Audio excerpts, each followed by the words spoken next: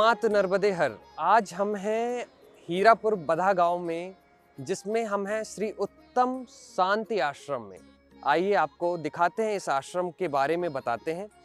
ये जो आश्रम है ये नर्मदा परिक्रमा वासियों के लिए एक ऐसा स्थान है, जब भी नर्मदा परिक्रमा वासी नर्मदा परिक्रमा कर रहे होते हैं तो यहाँ आकर वो रुक सकते हैं, खाना खा सकते हैं, थोड़ा आप इनकी सेवा हो जाती है, जिससे ये अपने अगले लक्ष्य के लिए आगे बढ़ सकें।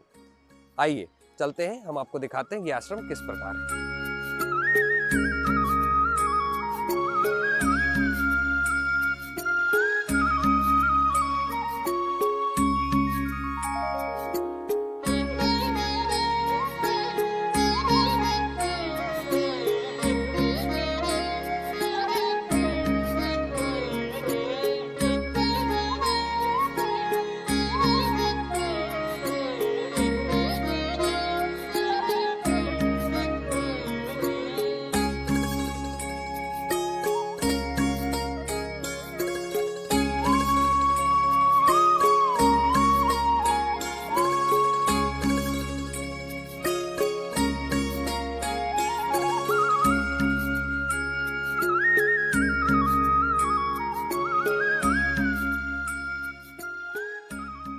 नमस्कार।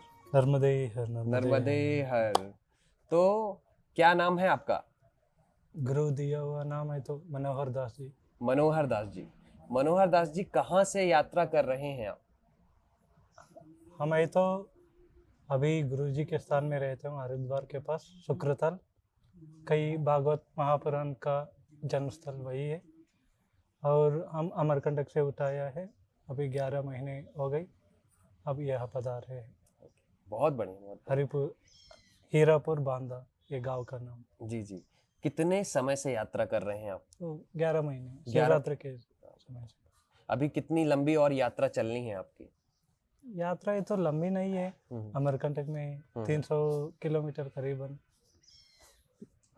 लेकिन थोड़ा सा हमको आगे जाना है कुंभ मेला में, इसलिए थोड़ा सा जल्दी करने का कोशिश कर रहे हैं। तो आप पूरी यात्रा पैदल ही करते हैं या साधनों का इस्तेमाल? नहीं, साधन करने पैदल चलते हैं। अभी किनारे जाने थे, लेकिन कल दो दिन से बारिश हो रहा है ना, बहुत कीचड़ हो गई, इसलिए ऊपर आना पड़ा। ठीक है। इस आश्रम में पहली बार आए हैं आप? ये इस आश्रम में पहली बार है, लेकिन महाराज जी का ये तीसरा आश्रम है। हाँ। एक है तो उस पार सुलपानी जाड़ी में है, और इस पार में एक एमपी में एक है, और ये तीसरा आश्रम है। तो महाराज जी के आश्रमों में सेवा अच्छी हो रही है? बहुत अच्छी होता है। आप किसी भी परिक्रमावासियों को क्या चाहिए वो मिल जाता है, पूरा सहयोग है। हाँ, आप किसी को ठंडे में कंबल वगैरह चाहिए तो पूछ लिया तो दे देता है। अच्छा सुविधा है, हॉस्पिटल भी, डॉक्टर्स भी, सभी व्यवस्था।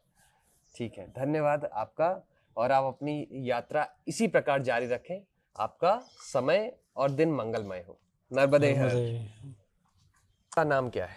दौलत राम। दौलत राम जी। दौलत राम जी, आप कब से यात्रा कर रहे हैं? मैं देवउठनी 11 से। 11 से। कितना समय हो गया लगभग? कितने महीने ऊपर हो गए? हाँ, 1.5 महीना ऊपर हो गया। 1.5 महीने के ऊपर से यात्रा कर रहे हैं। जी जी। अब मुझे ये बताइए कि इस यात्रा के दौरान आपको किसी प्रकार का कष्ट हुआ या परेशानियां हुई? नहीं, आनंद रहा सब? आनंद रहा। बहुत आनंद। कैसे प्रेरणा मिली कि हमें यात्रा करनी चाहिए, चालू करनी चाहिए? किसी गुरु का ज्ञान मिला, किसी ने आदेश दिया, या मन ने ही बोल दिया कि चलो? मन ने बोला। मन ने बोला चलो। मन से।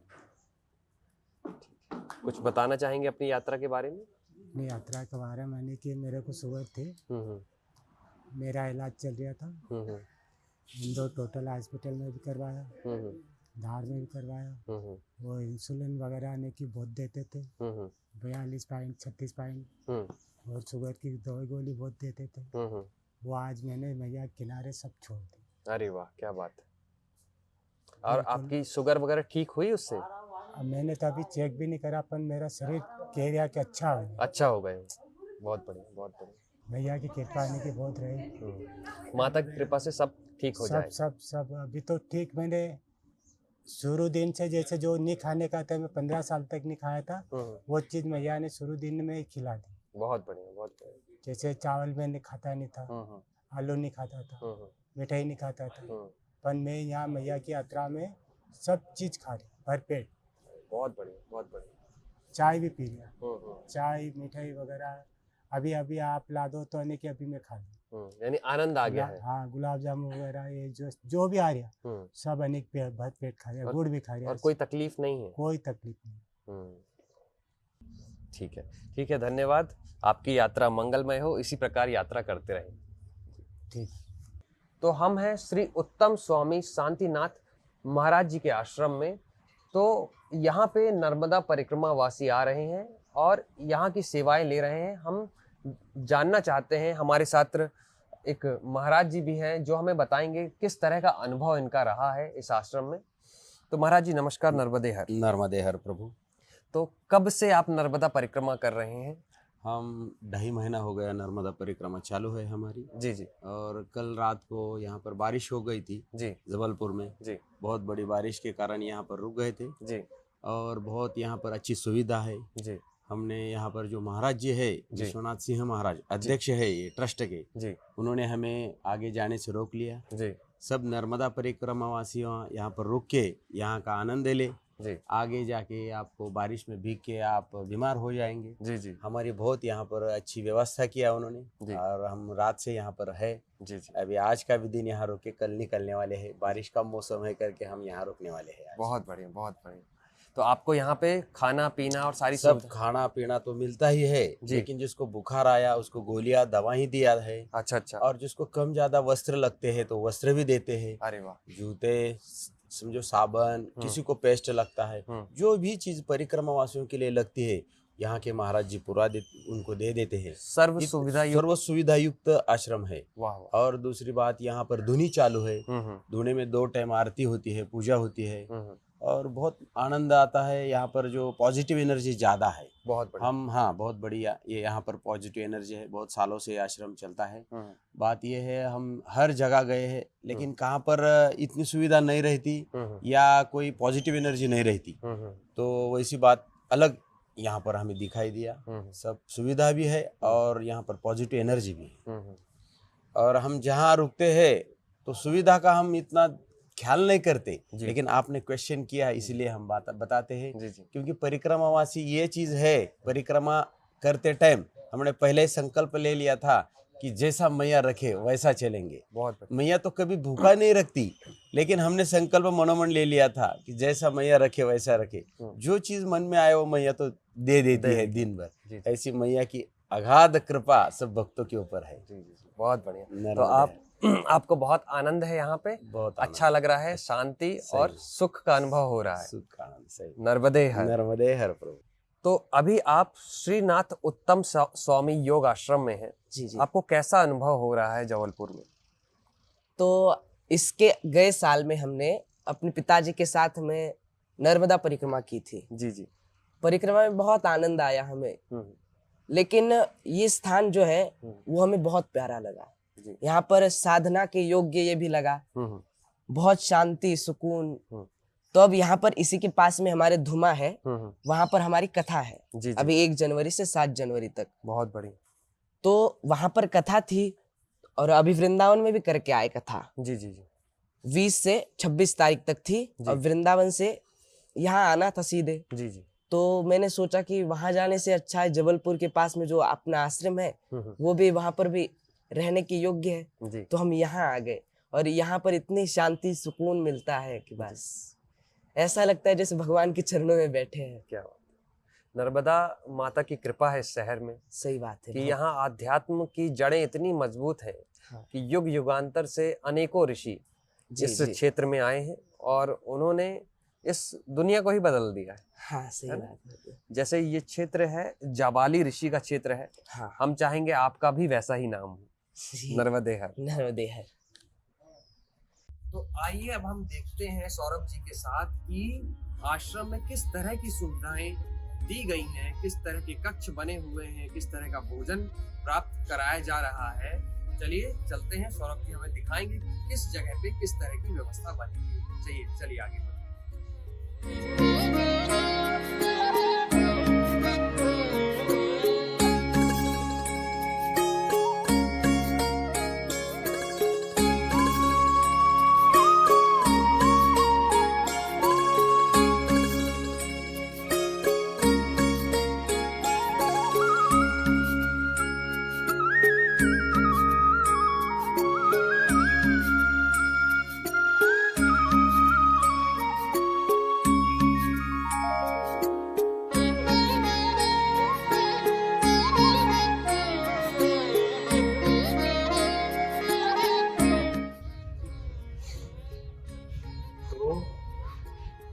तो सौरभ जी ये ठंड के लिए भी बहुत अच्छी जगह है। हाँ, जैसे आपने अभी मुझसे बात की प्रकृति की, जी उसी को दृष्टिकोण में रखते हुए इस कुटिया का निर्माण किया है जी जी कि आपको इस आधुनिक युग में भी प्रकृति से जुड़े रहने का, प्रकृति का क्या प्रभाव होता है, उसकी अनुकूलता के लिए यह निर्माण हुआ है। जी जी। ये ठंड में गर्म रहता है अच्छा, और गर्मियों में ठंडक प्रदान करता है। तो ये जो मैं देख रहा हूँ पूरा निर्माण हुआ है बांस से। बिल्कुल पूरा बांस से हुआ। आप देखिए ऊपर जो हमने जी नारियल के पत्तों की छाल बिछा रखी है। अच्छा, ये जो है ये पूरे नारियल के पत्तों की छाल है। बिल्कुल। बहुत बढ़िया। तो नारियल की पत्तों की छाल प्राकृतिक गर्मी और ठंडी में बदलाव लाती है, ऐसा है कि ये बांस का की वजह से होता है? नहीं, ये बांस का भी ये प्रभाव है और नारियल के पत्तों का भी। आप देख रहे हैं कि ये जो संत रुकते हैं इस तरह के, बिल्कुल चद्दर उनके कंबल। लिए ये बड़ी अनुकूल जगह है जी हाँ जी हाँ जी हाँ, ध्यान के लिए। बहुत बढ़िया। यह स्थान जी पहले ऋषि मुनि ध्यान कुटियों में ही करते थे। सही बात है। उसी का दृष्टिकोण रखते हुए जी इन कुटियों का निर्माण हुआ है। बहुत बढ़िया बहुत बढ़िया। यहाँ आप देख रहे हैं कंबल भी रखे हुए हैं, किसी को ठंडी लग रही है तो कंबल है, तकिया रखी हुई है। हमारे पास कंबल होते हैं, इस प्रकार के ये गद्दे हैं। ये गद्दे रखे हुए हैं। प्रत्येक परिक्रमावासी को एक गद्दा, एक कंबल, एक तकिया सुविधा अनुसार उपलब्ध कराई जाती है। बहुत बढ़िया। पंखे भी हमने लगा रखे हैं। अच्छा।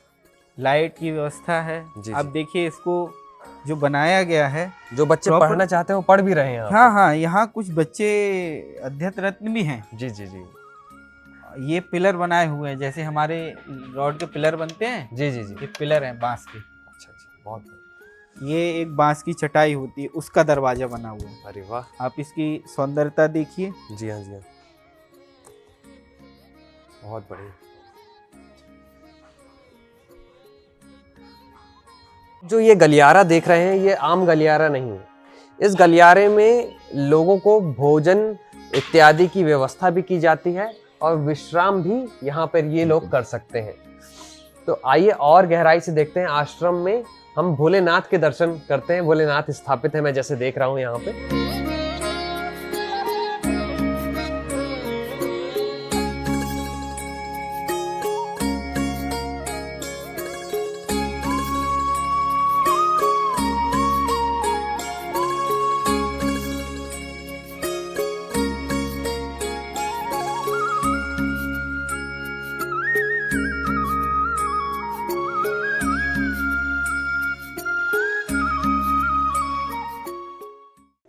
तो भाई साहब मुझे बाबा जी के बारे में थोड़ा सा बताइए, और ये धूनी की स्थापना कैसे हुई, इसके बारे में जो भी आपके पास जानकारी है। ये धूना जो है ये नाथ संप्रदाय का है। आप देख रहे हैं गुरु गोरक्षनाथ जी महाराज का एक चित्र बना हुआ है जी और काफी प्राचीन आपको ये चित्र दिख रहा होगा। जी उसके ठीक ही आप दाएं ओर देखें तो मां नर्मदा जी का भी चित्र है। जी ये हाथों से बना हुआ चित्र है। जी जी जी और गुरु गोरक्षनाथ महाराज का भी जो चित्र है ये हाथों से बना हुआ है। जी ये जो तस्वीर आप देख रहे हैं, जी इस मठ की स्थापना इन्हीं के द्वारा हुई है। श्री सद्गुरु योगी शांतिनाथ जी महाराज, श्री क्षेत्र पंढरपुर। बहुत बढ़िया। अब जो इस आश्रम को वित्त पोषित कर रहे हैं जी और इस आश्रम का संचालन और सारी व्यवस्थाएं जो प्रदान कर रहे हैं जी वो हमारे श्री ध्यान योगी महर्षि। ये आश्रम स्वामी जी द्वारा वित्त पोषित है जी। और उनके सभी शिष्य अखंड गुरु भक्त मंडल जो बनाया हुआ है उसके से द्वारा संचालन इस आश्रम का किया जा रहा है। सारा भोजन प्रसादी का प्रबंध। आप ये धूना जो देख रहे हैं ये निरंतर 30-35 वर्षों से जी निरंतर रोज जलता है। इस धूने की जो पॉजिटिव एनर्जी है जी और जो यहाँ की महत्वता है, जी यहाँ बिन बुलाए कोई नहीं आता। जी बाबा का बुलावा होगा जी। तभी आप उनके स्थल पर आए हैं जी जी और आपको इस चीज की अनुभूति करनी है जी तो आप 2 मिनट ध्यान लगाकर देखें। जी आपको यहाँ की शक्ति का खुद ही अनुभव हो जाएगा, प्रत्यक्ष अनुभव हो जाएगा चलिए। कि क्या धुनों में शक्ति होती है जी और धुना क्या होता है। बिल्कुल, काफी लंबे समय से ध्यान में डूबा हुआ हूँ, इसीलिए लगता है शायद मुझे बुलाया गया है कि आओ और यहाँ पर बैठ के कुछ देर ध्यान करो, तो मैं इसका अनुभव जरूर लेना चाहूंगा। तो चलिए बैठते हैं, थोड़ी देर हम भी इस शक्तिशाली पीठ का अनुभव करते हैं।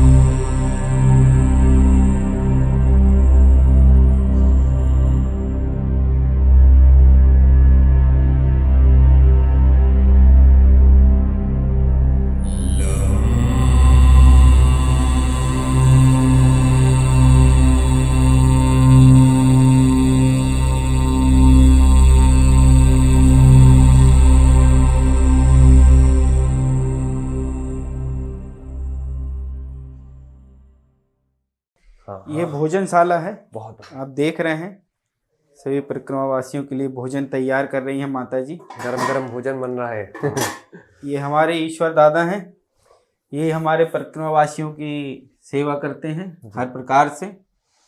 तो कब से कर रहे हैं दादाजी आप सेवा? 2 बरस हो गए मुझे। 2 बरस हो गए। कैसा आनंद रहा यहाँ पर? आनंद तो बहुत है, इसलिए मैं यहाँ रुका हूँ हाँ, क्योंकि मैं महाराष्ट्र में रहने वाला हूँ, अच्छा अच्छा अच्छा, जलगांव से। जी जी जी जी। हाँ, और अभी यहाँ 2 साल से हैं 2 साल और बढ़िया आनंद है। बहुत बढ़िया। बहुत बढ़िया, बहुत बढ़िया, परिक्रमावासी की सेवा करने के लिए मुझे बहुत आनंद आता है। बहुत अच्छी बात है, बहुत। बहुत अच्छी बात है। सारी सुविधाएं आपको मिलती हैं? सारी सुविधा, खाने पीने की कोई कमी नहीं? कोई नहीं, यहाँ तो कोई कमी नहीं, और ज्यादा ही है। ज्यादा ही है।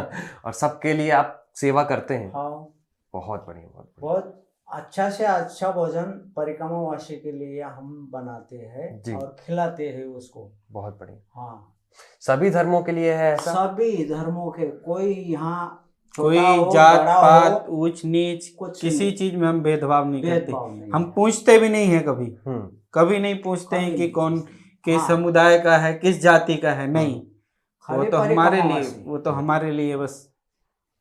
ठीक है दादा, नर्मदे है। नर्मदे हर। देखिए सुमित जी, जी रामचरितमानस, श्रीमद् भागवत गीता, विष्णु पुराण, जी सहस्त्रनाम, जी सारी हमारे यहाँ ये ग्रंथ है। ग्रंथ उपलब्ध हैं। जी जी। जैसे हम देख रहे हैं ये सारे ग्रंथ, और यहाँ पे काफी प्राचीन ग्रंथ भी हैं। बिल्कुल बिल्कुल, काफी प्राचीन ग्रंथ में मिलेंगे आपको। जी। तो अभी हम श्री रामचरितमानस को अभी अपने हाथ में लिए हुए हैं। इस तरह के ग्रंथों का पाठन भी यहाँ पे होता है, पाठन पठन होता है, और रोज यहाँ पर इन ग्रंथों को पढ़ा भी जाता है, लोगों को सुनाया भी जाता है, लोगों को सिखाया भी जाता है। तो आज के समय में ये बहुत ज़रूरी है कि आप अपने जीवन को अगर बदलना चाहते हैं तो ऐसे आश्रम और केंद्रों में आएं, समझें हिंदुत्व क्या है, समझें सनातन क्या है, समझें जीवन क्या है। आएं, सीखें और आगे बढ़ें, साथ साथ चलें। तो सौरभ जी, ये जगह किस काम आती है? ये आप जो हमारे माइक सेट ये देख रहे हैं, जी इसमें रोज सुबह शाम भजन संध्या होती है। जी जी भोजन के पूर्व जी ये शुरू होती है भजन संध्या। जी। कौन कौन इसमें सम्मिलित होते हैं? जितने लोग यहाँ पे रहते हैं, जैसे हमने आपको भी ईश्वर दादा से मिलवाया, जी और भी काफी जो छात्र अध्ययन रत्न हैं, जी। यहाँ सेवा करने वाले जितने भी लोग हैं, जी तो भोजन करने के पहले शाम को 1 घंटे भजन संध्या नित्य जी। दोनों टाइम सुबह शाम जी। होती है। बहुत बढ़िया, बहुत बढ़िया। चलिए आगे चलते हैं और भी देखते हैं। कई बार हमें नित्य कर्मों के लिए भी सुविधाओं की ज़रूरत होती है। तो जब कोई व्यक्ति बाहर से आता है तो नित्य कर्मों के लिए भी उनके लिए सुविधाएं हैं आश्रम में? बहुत अच्छी सुविधा हमारे यहाँ उपलब्ध है। जैसे कि आप ये देख रहे हैं, यहाँ पर जो भी परिक्रमावासी हमारे यहाँ आते हैं, भोजन के तत्पश्चात उनको हाथ धुलने की हैंड वॉश की व्यवस्था यहाँ पर है। और आगे हम चलेंगे तो ये स्नान घर है। वाह, यह स्नान घर जो है संतों के लिए है। ये तो बहुत बड़ा स्नान गृह बना दिया है। हाँ हाँ, यह केवल संतों के लिए है। जी जी जी, ये बहुत बढ़िया। और यहाँ मैं देख रहा हूँ मार्बल्स लगे हुए हैं, टाइल्स लगे हुए हैं। ये तो आप देख रहे हैं, जो व्यक्ति के कपड़े गंदे हो जाते हैं उनके लिए कपड़े धुलने की भी सुविधा है। और आराम से, जिनको दिक्कत भी है तो वो यहाँ पर आकर आराम से फ्रेश हो सकते हैं अपने आप को। आप एक चीज देखेंगे विशेष रूप से सुमित जी, जी हमारे आश्रम में एक चीज आप विशेषता देखना, स्वच्छता। जी, हमारे यहाँ स्वच्छता पे विशेष ध्यान दिया जाता है। आप ये शौचालय भी देखेंगे, बाथरूम इतना साफ सफाई इसमें कि अभी आप खड़े हैं तो किसी प्रकार की आपको गंदगी नहीं दिख रही, गंदगी नहीं दिखेगी। जी जी, आप देखिए यहाँ कितनी साफ सफाई, इस चीज का हम लोग विशेष ध्यान रखते हैं। जी हाँ जी।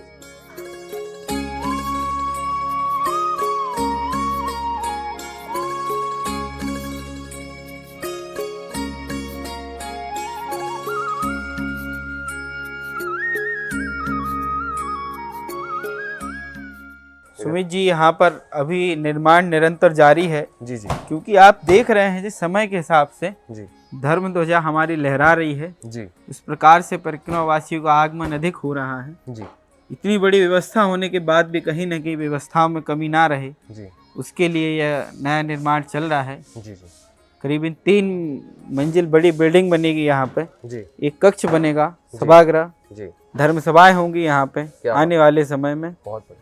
संतों का समागम होगा।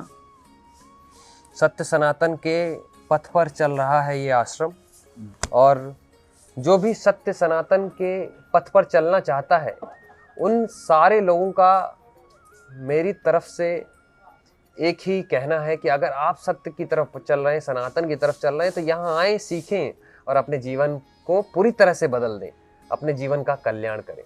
धन्यवाद।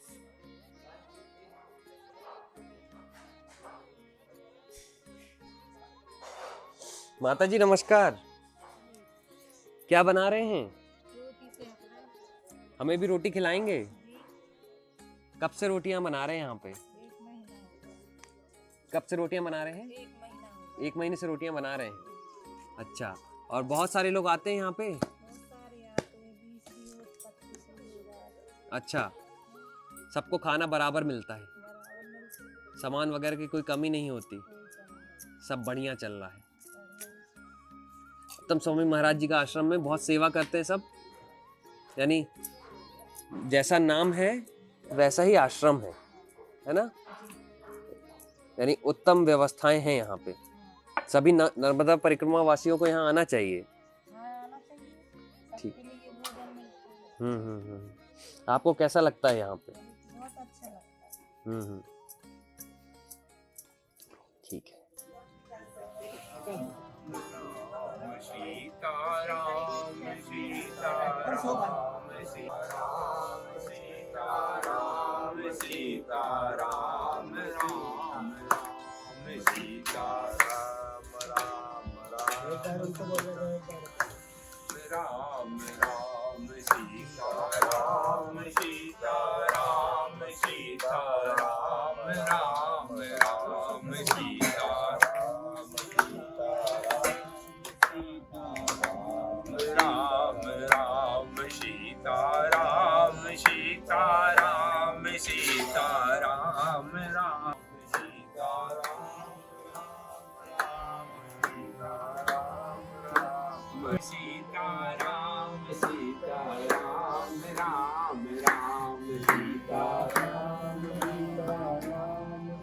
ना तो गुड़ी भी रख देते।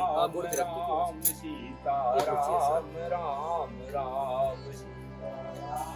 ब्रह्मा हवे ब्रह्मा गरौ ब्रह्मणाहुतं ब्रह्मैव तेन गन्तव्यम् ब्रह्म कर्म समाधिना अन्नपूर्णे सदा पूर्णे शंकर प्राण वल्लभे ज्ञान वैराग्य सिद्ध्यर्थम भिक्षां देहि च पार्वती ओम शांति शांति शांति नर्मदे हर जय जय संतमन जी। तो दीपक जी, आप ये देख रहे हैं, ये हमारी थाली है जिसमें हाथों से बनी हुई चूल्हे की रोटी नेचुरल तरीके से बनी हुई है। अभी आपको हमने किचन दिखाया था, माता जी बना रही थी खाना। अब नेचुरल बना हुआ है। ये जो सब्जी है ये इनके खेतों में ही उगी हुई है, ये कहीं और से खेती नहीं कर, यानी कहीं और से परचेजिंग नहीं कर रहे हैं, ये खुद खेती कर रहे हैं। आपको हमने खेत दिखाया है, जो उन्हीं खेतों में ऐसी सब्जियां लगती हैं। ये रोटी में देख रहे हैं आप, शुद्ध गाय का घी है जो नेचुरल है, कुछ भी ऐसा नहीं है जो आर्टिफिशियल हो, सब कुछ नेचुरल है। चलिए खा के देखते हैं टेस्ट कैसा है।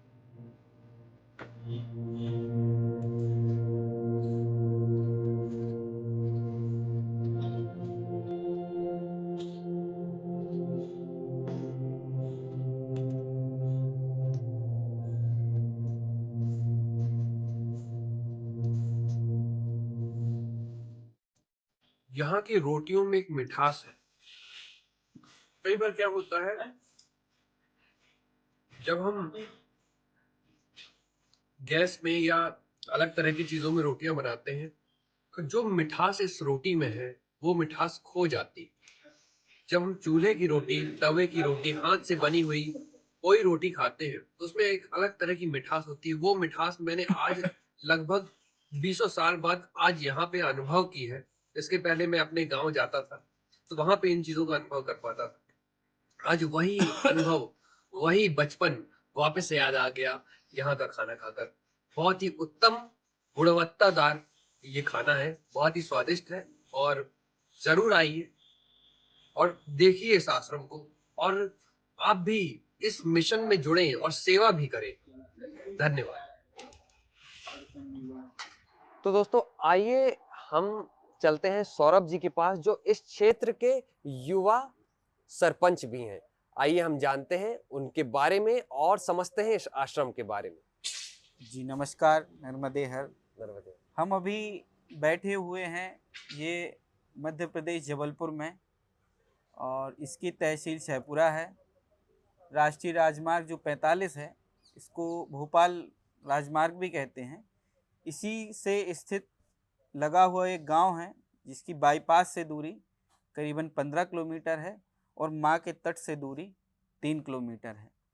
तो जितने भी नर्मदा परिक्रमावासी नरसिंहपुर की ओर से आते हैं तो वो इसी रास्ते से होकर गुजरते हैं, और यही एकमात्र रास्ता है जो कि वाहनों के लिए सर्व सुविधा युक्त है और एक सुगम रास्ता है।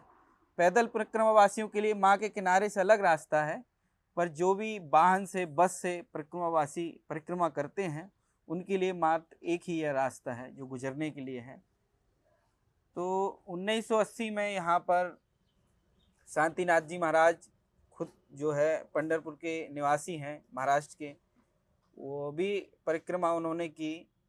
तो परिक्रमा करते हुए वो इस गांव में हमारे ठहरे, और उनकी एक अभिलाषा, उनके मन में जिज्ञासा हुई, माई की कृपा से उनके अंतर मन में ये विचार आया कि यहाँ पर एक प्रकल्प क्यों ना खोला जाए। क्योंकि आज तो ये हाईवे दिख रहा है, जब यहाँ हाईवे नहीं था, एक छोटा सा रास्ता था, इतना विकास नहीं था, बहुत ही ग्रामीण इलाका है ये। अब हाईवे बनने से काफ़ी आप देख रहे हैं कि विकास हो गया है यहाँ पे, एक्सप्रेस वे बनने की वजह से। अब यहाँ पर उन्होंने जब ये प्रकल्प खोला, चल रहा था काफ़ी वर्षों से, पर उतना तरीके से नहीं चल पा रहा था क्योंकि व्यवस्थाएं नहीं थी और प्रकल्प भी छोटा हो गया था। सन 2022 नवंबर में श्री उत्तम स्वामी जी महाराज, जो कि हम सभी उनको जानते हैं, सब परिचित हैं, अच्छे संत हैं, वो स्वामी जी ने अपनी शिक्षा दीक्षा शांतिनाथ महाराज जी से ही ली है। तो उन्होंने तुम स्वामी जी को बोला, शांतिनाथ जी ने, कि एक हमारा वो भी प्रकल्प है, उसको पड़ा हुआ है तो आप चालू करें इसको। तो गुरुदेव के चरण इतने प्रभावशाली हैं, उनके चरण यहाँ पर पड़े। आप जो देख रहे हैं अभी, और हम देखेंगे आगे, मैं आपको पूरा आश्रम दिखाऊंगा कि पहले क्या था और अब क्या है, और किसकी कृपा से हो गया क्या हो गया, ये तो माई जाने, कराने वाली वो है, हम तो सब करने वाले हैं, कराने वाली माई है। जी जी। तो यहाँ पे जब शुरुआत हुई, हम लोग आए तो स्वामी जी आए, बोले यहाँ पे ये आश्रम बनाना है, सेवा करनी है। बोले हाँ महाराज जी, आप आदेश करें, करेंगे। थोड़ा थोड़ा करके देखा, फिर मैं पहले भी देखता था कि ये कुछ लोग नर्मदा के प्रकल्प चलाते हैं, पर वो स्थायी नहीं होते हैं, अस्थायी होते हैं।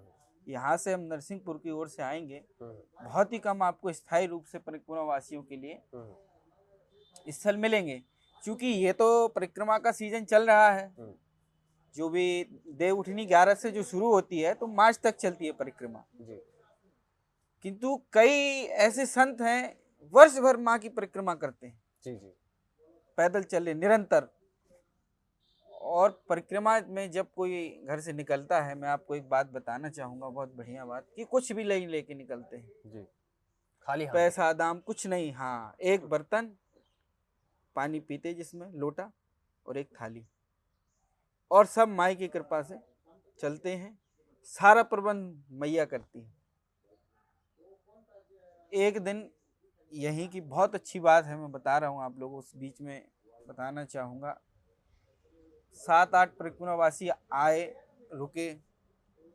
उस दिन हमारे यहाँ संयोग से खीर बनी हुई थी, और वो महाराज जी 10 दिन से प्रेरणा ले रहे थे कि मेरे को खीर ही खानी है जब मैं भोजन लूंगा। और उनको यहाँ खीर मिल गई, क्या बात है। तो वो तो सब माई की कृपा है। तो यहाँ पर देख रहे हैं जो प्रकल्प, आप अभी देखेंगे आगे जी, तो यहाँ पर सारी व्यवस्थाएं निःशुल्क हैं जी, ठहरना, रुकना, भोजन, प्रसादी, जी। सात्विक भोजन। तो जैसे उत्तम सोमेश जी महाराज जी के बारे में मैं ये जानना चाहता हूँ कि लगभग कितने ऐसे केंद्र संचालित हो रहे हैं जिनमें महाराज जी के द्वारा ऐसे व्यक्तियों को सेवा दी जा रही है जो नर्मदा परिक्रमा कर रहे हैं। महाराज जी के सलकनपुर में, बुधनी जो सीहोर जिले में आता है, वहाँ पर भी 2 भव्य आश्रम हैं जी। सलकनपुर में आपने यदि सुना हो तो वहाँ माँ विजासना देवी का बहुत ही भव्य मंदिर है जी। उस मंदिर के पास में ही करीबन 15 से 20 एकड़ में एक गुरुकुल भी संचालित है जी। और स्वयं ऐसे माँ नर्मदा सेवा परिक्रमा वासियों के लिए जी। भी संचालित है सेवा। और अभी 1 महीने के पूर्व भी माँ के तट के पास भी बहुत भव्य एक आश्रम का निर्माण हुआ है जी। वहाँ पर 2 प्रकार की सेवा चल रही है। एक जो रास्ते रोड से जाते हैं, रास्ते से जी। उनके लिए भी प्रकल्प है जी। और जो परिक्रमावासी माँ के पथ से नीचे से चलते हैं जो उनके लिए भी वो व्यवस्था है। गुरुकुल प्रक्रिया से, इस पद्धति से क्या बच्चों को ज्ञान प्राप्त कराया जा रहा है या कराने की तैयारी है महाराज जी की? बिल्कुल, क्योंकि हम देख रहे हैं कि आज के समय में बच्चे अध्यात्म की ओर ना जाके, संस्कृति की ओर ना जाके, विकृतियों की ओर ज़्यादा हैं। जी। जब हमारे संस्कार नहीं रहेंगे तो अपने धर्म को नहीं समझेंगे, और जब धर्म को नहीं समझेंगे तो कर्म को नहीं समझेंगे, और कर्म नहीं रहेगा तो धर्म नहीं रहेगा, और धर्म नहीं रहेगा तो कुछ नहीं रहेगा। बिल्कुल सही बात। जैसा कि मैं ये जानना चाहता हूँ, लगभग नर्मदा तट पर जो केंद्र बनने जा रहा है, लगभग वो 100 एकड़ के आसपास का अनुमान लगाया जा रहा है। बिल्कुल। और इसमें लगभग 5000 गौवंशों की सेवा का निश्चय लिया हुआ है महाराज जी ने। तो क्या ये बात सच है? बिल्कुल, यह बात पूर्ण रूप से सत्य है। 5 क्या, हम तो चाहते हैं 15 और 50 हजार गौवंशों की सेवा हो। और गौवंश क्या, गौ माता की पहले हो, फिर गौवंश की। आज आप देखिए सरकारें बातें करती हैं कि हमने इतनी गौशालाएं खोली, हम जाके देखें धरातल पर उनकी व्यवस्थाएं कुछ भी नहीं है। पर ये किसी भी प्रकार से सरकार से वित्त पोषित नहीं होगी। ये स्वयं गुरुदेव का और उनके शिष्यों का, हम लोग का सबका संकल्प है। हाईवे पर आप देखते होंगे निरंतर की कितने गौ माता, आप भोपाल से लेके जबलपुर तक आए, रोज दुर्घटना होती है, मृत पड़ी रहती, चील कौए नोच के खाते हैं। जो हमारे लिए पूजनीय है वो दयनीय ना हो, वो पूजनीय ही रहे। यदि पूजनीय दयनीय हो गया, किस काम के हम? गौवंश की सेवा के साथ साथ गौवंश की सुरक्षा के लिए भी कोई कार्य? हाँ, हम वहाँ पर जो गौशाला बनेगी वो गौशाला खुली गौशाला होगी। गौ माता खुले में विचरण करेंगी। कुछ जगह हम उनके लिए निर्धारित करेंगे कि इसमें अपन ने फसल लगा दी, हरा चारा लगा दिया, वहाँ से उन्होंने अपना जो भी है चारा पान किया और पानी पिया और पेड़ के नीचे बैठ गई। कुछ शेड बना देंगे। कुल मिला के हम उनको बंद में नहीं रखेंगे। आपने देखा होगा कि गौ माता जो हैं, गौवंश थोड़ा सा विचरण चाहते हैं। गौशाला में इनकी स्थिति दयनीय हो जाती है। अब एक 100 बाई 100 की जगह में कितनी देर तक अपने आप को वो सहोज के रख सकते हैं? नहीं रख सकते हैं। पर 100 एकड़ की जगह में माँ नर्मदा जी के तट के पास यदि गौशाला बनेगी तो उनके लिए विचरण के लिए काफ़ी जगह होगी। तो उससे प्राकृतिक सौंदर्यता से वो करीब रहेंगे जी। तो खुद ही फली भांति फलेंगे फूलेंगे।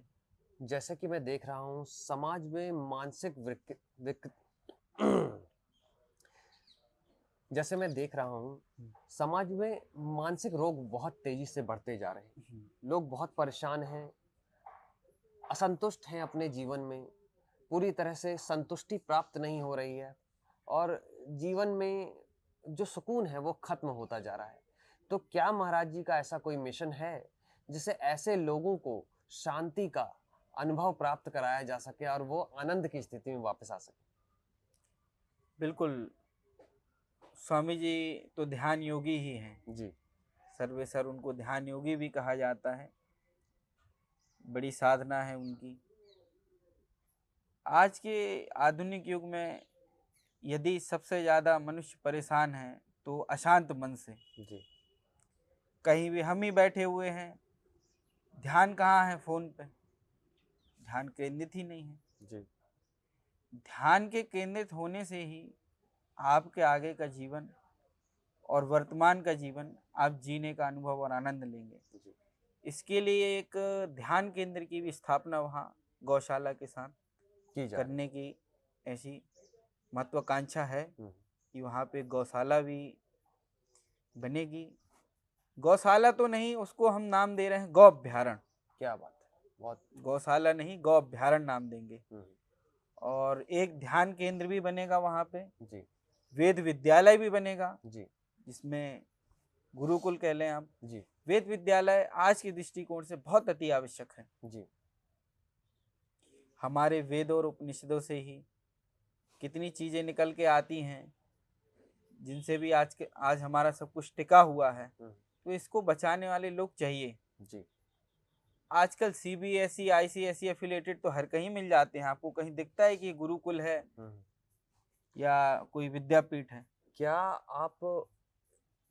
आपके दृष्टिकोण से आपको ऐसा लगता है कि हिंदू आधा क्रिश्चियन बन चुका है? बिल्कुल लगता तो है, इसीलिए इस ओर जो है वेद विद्यालय जरूरी है। हमें अपने धर्म के बारे में ज्ञान होगा तो कोई भी अपना रास्ता भटकेगा नहीं, अपने पथ से भटकेगा नहीं कोई भी। जी। मैं ये जानना चाहता हूँ कि चिकित्सा के क्षेत्र में भी क्या इस आश्रम में कोई सुविधाएं रहेंगी? बिल्कुल, चिकित्सा के रूप में भी सेवाएं उपलब्ध रहेंगी। जो लोग शारीरिक रूप से कष्ट में हैं, घुटनों में दर्द है, कमर में दर्द है, यात्राएं करके आ रहे हैं, आयुर्वेदिक पद्धति से भी हम उनका आश्रम में ध्यान रखते हैं जी। और यदि दवा की जरूरत पड़ती है तो एम्बुलेंस के माध्यम से या डॉक्टर के माध्यम से उनकी सेवा करते हैं। संभव इस आश्रम में यदि कोई परिक्रमावासी आ जाए, विशेष रूप से जो नर्मदा परिक्रमा चलती है तो वो ठंड के सीजन में ही होती है, सर्दियों में। तो कई परिक्रमावासी इतने दीनहीन होते हैं कि उनके पास ठंड से बचने के लिए वस्त्र भी नहीं होते और उनके पास पदवेश भी नहीं होते, जूते चप्पल भी नहीं होते, निरंतर नंगे पैर चलते हैं। तो हम इस आशा से उनको पदवेश की व्यवस्था करवाते हैं और गर्म कपड़े भी देते। और हमारे यहाँ इसी प्रकार की बाध्यता नहीं है कि किसी को एक दिन ठहरना है, जिसको जितने दिन मन करे यहाँ रहे।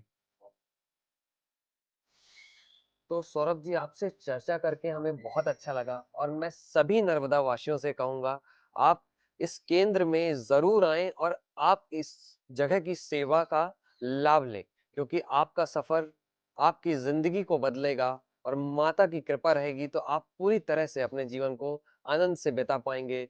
उसके लिए ये जो आश्रम है आपका पूरी तरह से सहयोग करने के लिए तैयार है। मात नर्मदे हर।